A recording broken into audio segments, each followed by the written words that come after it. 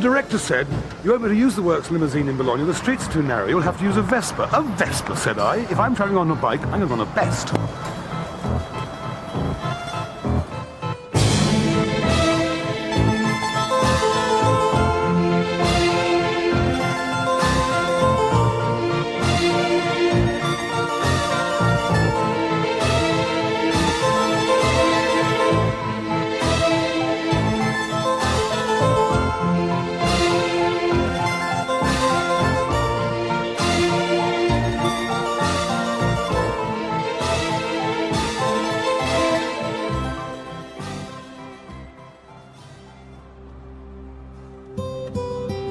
So, Hector, here we are in Bologna, capital of the Emilia Romagna district and one of Italy's most cosmopolitan cities. It's full of medieval towers and churches and sumptuous palaces. The first university in Europe opened here in the 12th century. Also, this town was so famous for its food and its scholastic behaviours that it became known as La Grassa e la Dotta, the fat and the wise. Of course, many people associate Bologna with spaghetti bolognese, but forget that dubious sauce for the moment. Underneath is what counts, the most basic of Italian food, pasta, and it's really very simple to make. The ingredients are eggs and flour, which you can add different colours and flavours, like spinach for pasta verde, or tomato, or squid ink. Most people here make their own, and once you know how, it's really quite simple. It was Marco Polo, the great explorer, who introduced pasta to the Italians from China, where they have this stuff called noodles, as we all know. But the Italians loved the idea so much they made it really their own thing, and now they produce over 200 different types and shapes of lovely pasta.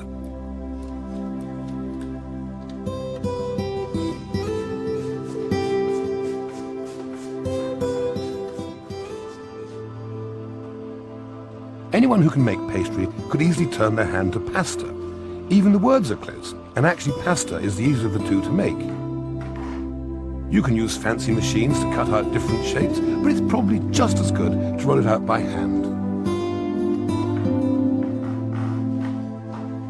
A popular, nay, fashionable dish these days in Italy is squid ink flavoured pasta. I've got some tagliatelle made of eggs, dough and milk flavoured with squid ink, and I'm going to simply cook it with some clams, some scallops, some chives, tomatoes, garlic and parsley, a bit of fish stock and a bit of white wine. Terribly simple. If you like to wander over this way, old bean, we'll get the old spaghetti into the bowl, the tagliatelle.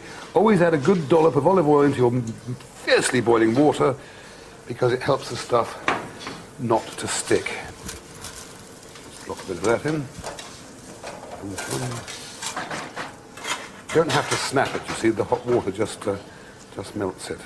Right, leave that to roar away for about, won't be very long, only maybe 3 or 4 minutes before that's cooked. In the meanwhile, get the heat firing away on the pan here. Top up a couple of scallops. These fresh scallops from the market. A little bit of garlic into the oil, like so. Toss the scallops in. These need to be cooked only very lightly indeed.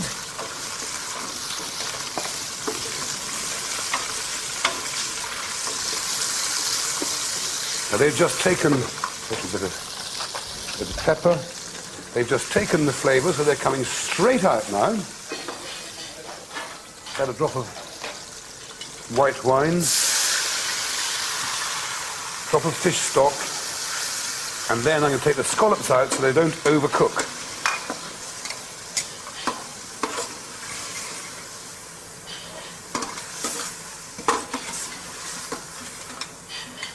Scallops out, right. Now chop up the tomato.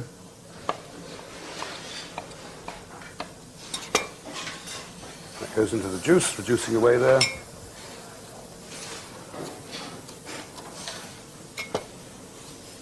Parsley.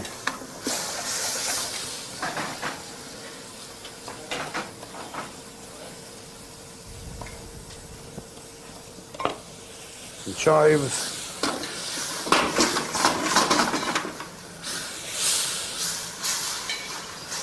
We'll just check, see how the pasta's getting on. The pasta is indeed cooked. We return the scallops into the juices, like so. We add the clams into the juices like so.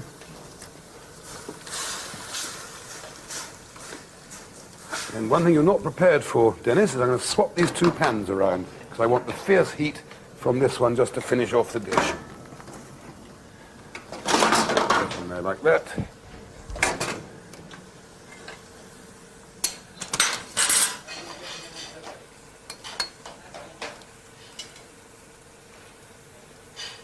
Strain the pasta.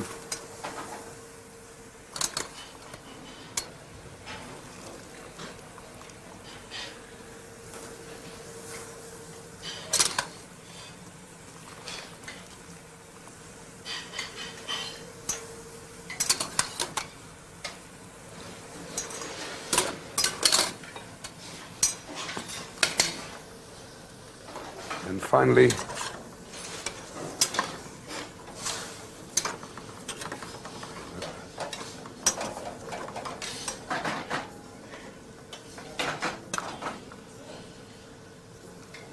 and there we have the final exception of a little drop of last-minute olive oil.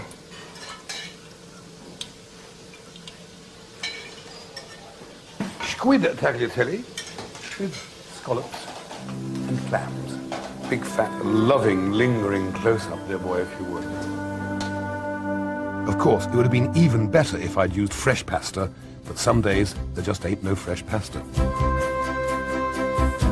Driving down to Parma, I understood why our artists have claimed this area's bathed in a special diaphanous light.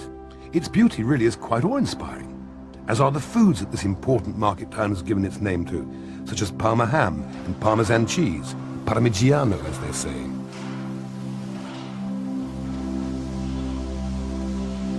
Making this famous and expensive cheese is quite a process. Every morning the mixture of semi-skimmed and full-fat milk is delivered and poured into vats where it's stirred and warmed for about 2 hours. Then the curds and whey are separated. They take out the curds in these giant cheesecloths, and that's the basic cheese.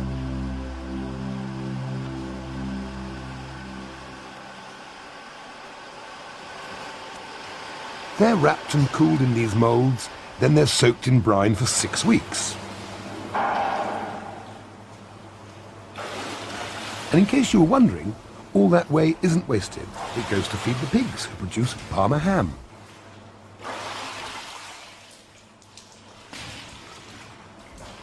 They get turned every day, and then they're put into store for 2 years. It's this gentleman's job to go around tapping them to make sure there are no air bubbles. Blessed be the cheesemakers. Parma ham, famous the world over. The ham's prepared in salt and then left for a few weeks in a very cool atmosphere to drain. Then they're washed and left to dry out and mature for almost a year. Its special tenderness, sweet, delicate flavour and enticing perfume have made it one of Italy's favourite dishes. And apparently when Hannibal was here several centuries ago, he insisted on taking several hundred hams with him for his next campaign.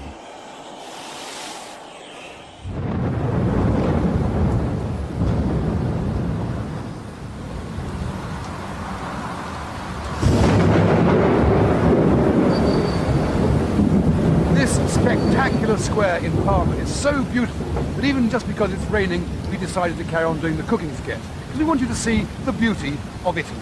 And also we want you to see the beauty of a local speciality, a kind of ravioli which is stuffed with cheese, spinach and egg and nutmeg. No further ado, because it is, as they say, raining cats and dogs, you know what I mean? We'll get on with it straight away. I've cut out a little piece of pasta. Let's see if you can see that there. It's all nicely soaking wet with the pasta. That's our first bit. Now then, what we have to do is break an egg into the bowl, dip over the wine, don't worry about that. Worst things happen at sea, so they tell me. We beat an egg, like so, for a second or two. Then we get a chunk of ricotta cheese, with our hands. We beat that in,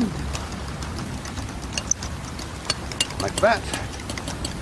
Then we put some cooked spinach, finely chopped cooked spinach, into that as well.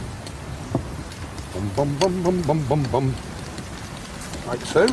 Beat it all well together. And then, because we are in Parma, we put in some of the ubiquitous Parmigiano, the wonderful cheese of this splendid region. A load of that goes in. And now we have an excellent stuffing for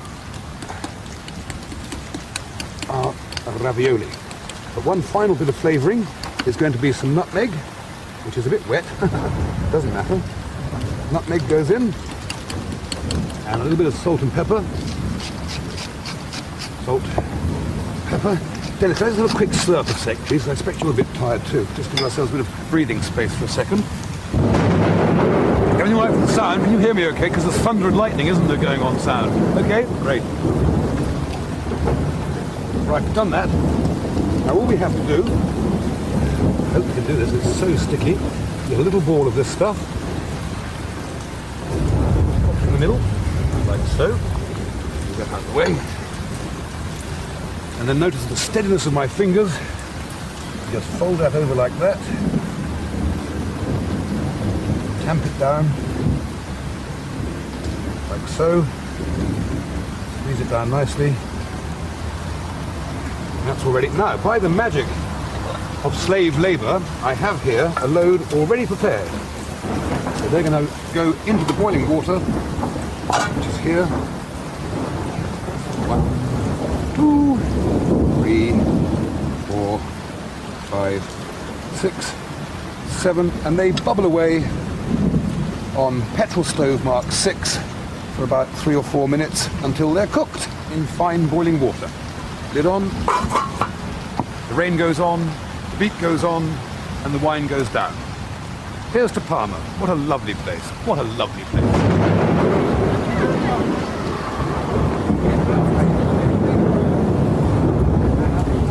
Excellent. 3 minutes later, the little beauties are cooked to perfection. See how beautifully they've puffed up. Beautiful fresh pasta. You cannot beat fresh pasta, you know. I had no idea until I came to Italy how really wonderful this food is. The French think they know it all, but they do not. The Italians have a great deal to teach the world, especially me, and the French. Right, there's our cheese, there's our raviolis. The next most important thing is a little bit of butter. Go on there as well, like a little bit of butter, with that. And then this fabulous grana, Emilia de Parma. And to have it really good, you grate it on a handcrafted solid silver cheese grater. Like that. Lots of it, lots and lots of this wonderful cheese. Then a quick grind of pepper. Not where it's coming out. There, if you like, we have Parma on a plate.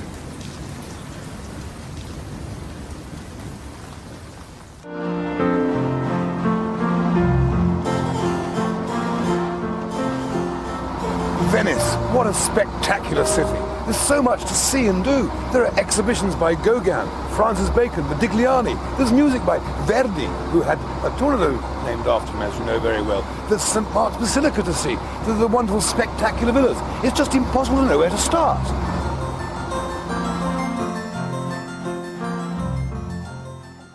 Ah, yes. Well, these art galleries are, in fact, very stimulating.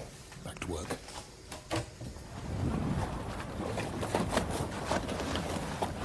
Right, a quick gondola sketch. They are, as you know, the prime method of transport here in Venice. They've been here for centuries. Before the Black Death in the Middle Ages, they were painted in very bright, gay colours, but they're now black out of respect for the dead. They cost about £100,000 to build. It's very much a family business, and they're very nice to ride around in.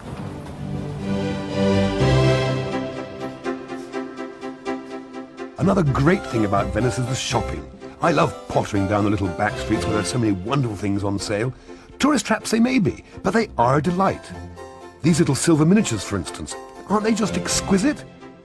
And these little figures come from the island of Murano, famous for its glass artistry. In fact, they're so exciting, I bought some for my daughter's birthday. If, like me, you've spent about the last 10 days trotting in and out of museums and art galleries and things, and you get a bit fed up and a bit tired, and you want to contemplative moment, somewhere to relax, go into the back streets of town and find yourself a tranquil bar. They're splendid places, only the locals, no tourists. Of course, we're here. And one of the things they have is this splendid bacalao. Down here, please, Sir Dennis, for a big facto sum. It's pureed salt cod. It's very simple to make. You get a lovely wedge of salt cod, soak it in fresh water for 24 hours, then poach it in milk till it's really, really tender, strain it from the milk, put it into a pestle and mortar with fresh garlic, and pound it up, dripping in olive oil all the time till you get this wonderful creamy spread. And it's absolutely splendid with a glass of red wine.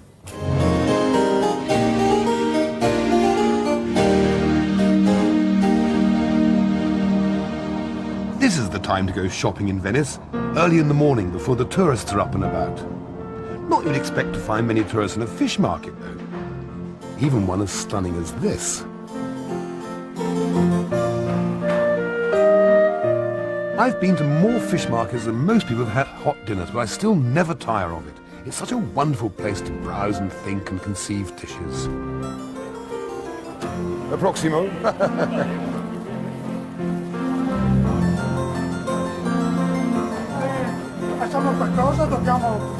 No. Okay. Grazie, signor. Emilia.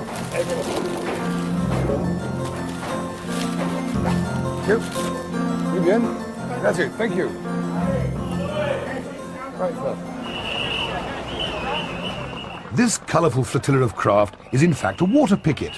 Yes, even in Venice the unions make their point. My guess is there are a bunch of Venetian street sweepers demanding cleaner working conditions. Well, when in Venice, do as the Venetians and make a public exhibition of yourself.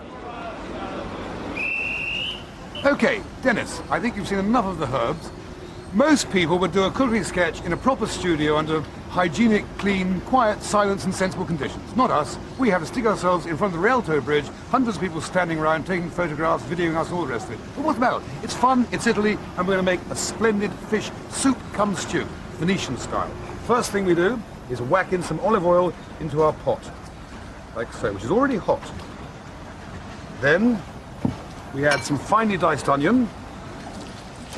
Turn the heat up a little bit. Don't worry about all the noises in the background. It's a regular working day for Venice, and we're the ones that are causing the confusion. Onions go in. Then we put some finely diced carrot. Is this all right for level for you? Just nod at me if you can hear me okay. Thank you, sound man. It's extraordinary. Back up to me for a second, please, Dennis. The sound man is quite an extraordinary breed of character, you know. There's all these boats going by, demonstrations going by. He doesn't mind that. He actually resents the sound my gas cooker makes. And this is a cooking program, for goodness sake. Right, carrots and onions are in already. Now we add some finely diced celery. Lots of olive oil, and always use just the best olive oil. Never cheapen your dish by buying cut-price olive oil. Always get the best. Okay, let those sweat down for a second. These Italian plum tomatoes are absolutely smashing for soups and stews. You peel them very carefully, and then you chop them all up very finely. Just like so.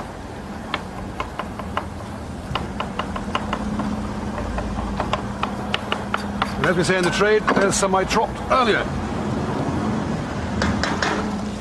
If your lens mists up, don't worry, Dennis, I'll wipe it off for you. Tomatoes. Go in. Right, and now some of the essentials of Italian cooking. A good bunch of chopped basil. Very, very important. Some splendid parsley. That goes in as well. And, of course, where would we be without garlic? Okay, garlic goes in. You let that absorb all the flavors and all the oils. A little salt. A little pepper. Not too heavy for you, dear, is it? The camera, you're bearing up all right? Good, good. Now, to speed things up a little bit, I've already boiled some water. Because if you put cold water into this, it slows the process right down. So we put some hot water into there. Right, that is the base of our soup. Now stay close on that just for a second while I reach over for my fish. Now back up to me please, Dennis. That wonderful collection of fish I've filleted, skinned and jointed into neat little pieces, which now goes into the soup. There we are. Squids and monkfish and eel, redfish, scampi tails, goodness knows what. You can use any kind of fish you like, but do have firm fleshed fish. That's very, very important. That goes in there like that. Big fat loving close-up before I put the lid on. Would you like to do that? There we have it. Okay, the lid goes on, the gas goes on, the beat goes on, and the demonstration goes on.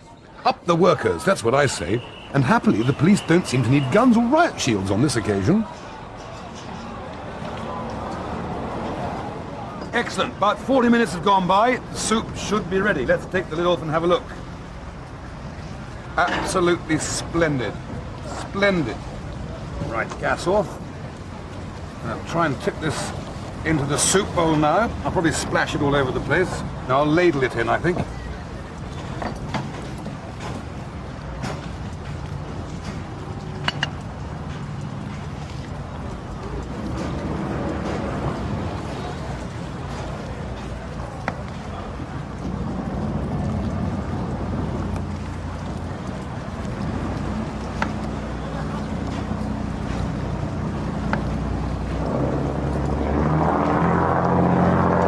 Now, finally, a bit more fresh basil, a little more fresh parsley,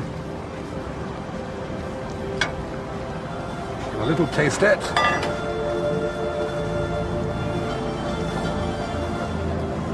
if I say it myself, it is brilliant, naturally.